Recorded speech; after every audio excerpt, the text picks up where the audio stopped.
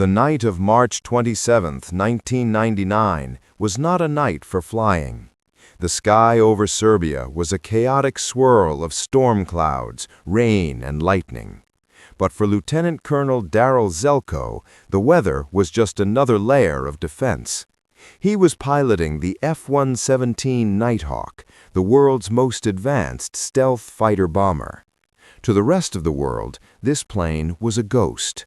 On radar, the 65-foot-long Titan appeared no larger than a tennis ball. Zelko's mission was critical: strike the heart of the Serbian Air Force Command Center in Belgrade.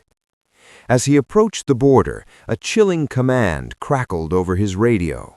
The F-16 Vipers, meant to escort him and suppress enemy radar, were ordered to turn back due to the severe weather. Zelko was now alone in the dark. If he was going to survive, he had to rely entirely on the Nighthawk's ability to remain a shadow in the sky.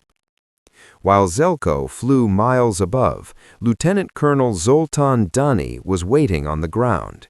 He wasn't just a soldier, he was a hunter. He commanded a Serbian anti-air missile battery. He knew the Americans were coming, and he knew they believed they were untouchable. Dani made a gamble, switching to a P-18 early warning radar operating at a very low frequency. The screen was flooded with noise from rain and clouds, but between the flickers of the storm, he saw it, a tiny, moving dot. The ghost had revealed itself. Zelko reached his objective, and the computer began the countdown for the bomb drop. To release his payload, he had to open the bomb bay doors. It was a mechanical necessity, but a tactical disaster. For a few seconds, the Nighthawk's stealth geometry was broken, and its radar signature flared like a beacon. "Lock!" Dani's crew shouted, as two missiles screamed off the launchers in quick succession.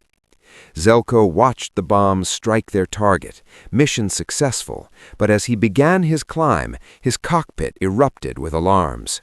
Two streaks of fire tore through the clouds beneath him. The F-117 had no flares, no countermeasures. It relied on invisibility, and once seen, it was helpless. The first missile malfunctioned and whipped past the canopy. The second did not. Shrapnel shredded the left wing, and the aircraft spun violently under crushing G-forces.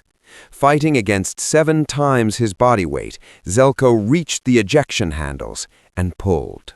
The canopy vanished, and the seat rocketed into the freezing night air. For a moment, he thought he was still inside the aircraft. Then the orange parachute bloomed above him. He was alive, but he was descending deep behind enemy lines. He landed in a muddy ditch and immediately covered his face with mud to hide his pale skin, pressing himself into the earth as search parties closed in. The Serbian army, police units, and civilians flooded the fields.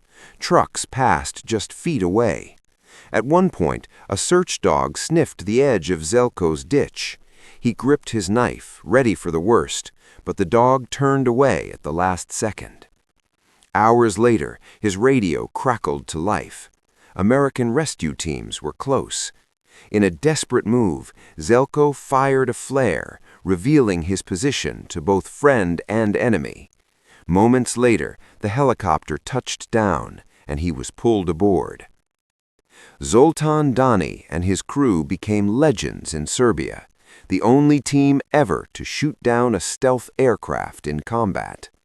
Pieces of the wreckage were later placed in the Museum of Aviation in Belgrade. But the story didn't end with bitterness.